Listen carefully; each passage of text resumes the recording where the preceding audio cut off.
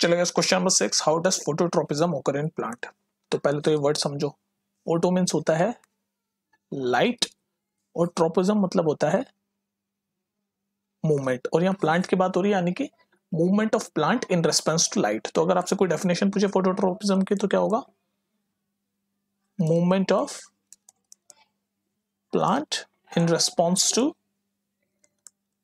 Light. ठीक है, तो यहाँ तो डेफिनेशन क्लियर हो गई हमारी कि फोटोट्रोपिज्म है क्या। फोटो मतलब लाइट, ट्रोपिज्म मतलब मूवमेंट। हमने एक और चीज पढ़ी थी, याद है आपको, हाइड्रोट्रोपिज्म।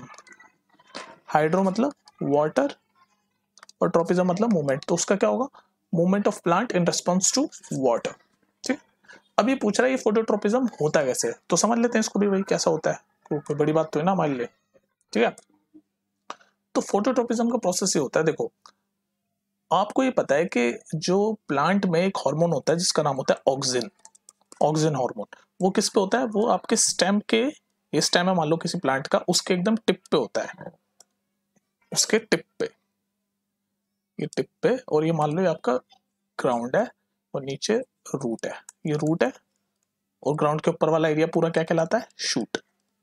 ठीक है, ये तो आपको पता ही है बेसिक।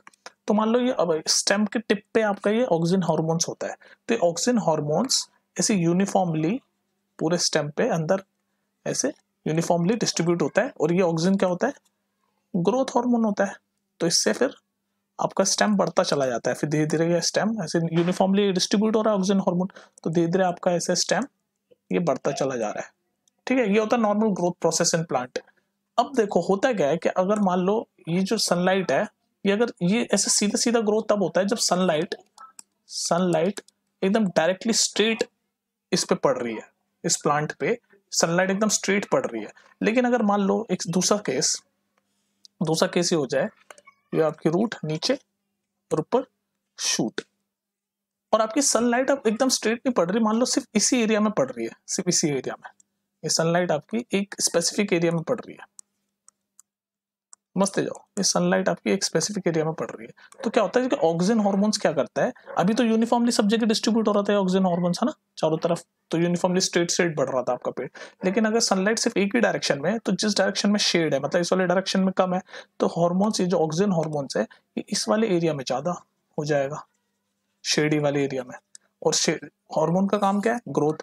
तो इस एरिया में ज्यादा हार्मोन्स आ गया, रिलीज हो गया, यूनिफॉर्मली नहीं डिस्ट्रीब्यूट हुआ इसकी तरह, क्योंकि सनलाइट सिर्फ एक ही डायरेक्शन में। तो क्या होगा, प्लांट आपका एक ही डायरेक्शन में बढ़ना शुरू करेगा, ये एक ही डायरेक्शन में, इसी डायरेक्शन में बढ़ना शुरू करेगा ये प्लांट आपका, ऐसे ऐसे जिस डायरेक्शन में लाइट है।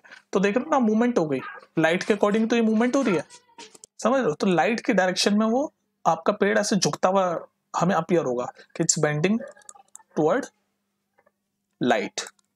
जहां लाइट है उस डायरेक्शन में हमें अपना पेड़ झुकता हुआ, बैंड होता हुआ नजर आएगा। समझ रहे हो मेरी बात को। तो अब इसको समराइज करता हूँ, होता क्या है कि अगर ऑक्सिन हार्मोन्स ऐसे यूनिफॉर्मली स्टेम पे स्प्रेड होता है, तो प्लांट आपका या स्टेम आपका यूनिफॉर्मली ग्रो होता है, क्योंकि जो सनलाइट है वो यूनिफॉर्मली सब जगह पड़ रही है। पर अगर सनलाइट सिर्फ एक ही डायरेक्शन में पड़ रही है, तो जिस डायरेक्शन में सनलाइट नहीं होती उस डायरेक्शन में ऑक्सिजन हार्मोन ज्यादा डिफ्यूज हो जाता है। डिफ्यूज मतलब ज्यादा उस एरिया में हो जाता है, और उसका काम ही है कि ग्रोथ करना। तो जिस एरिया में ज्यादा है तो वहां ग्रोथ ज्यादा होगी, तो पेड़ आपको सनलाइट के डायरेक्शन में झुकता हुआ नजर आएगा। तो ये है पूरा प्रोसेस फोटोट्रोपिज्म का। ठीक है, इसको दोबारा सुन लेना और कंफ्यूजन हो तो बता देना।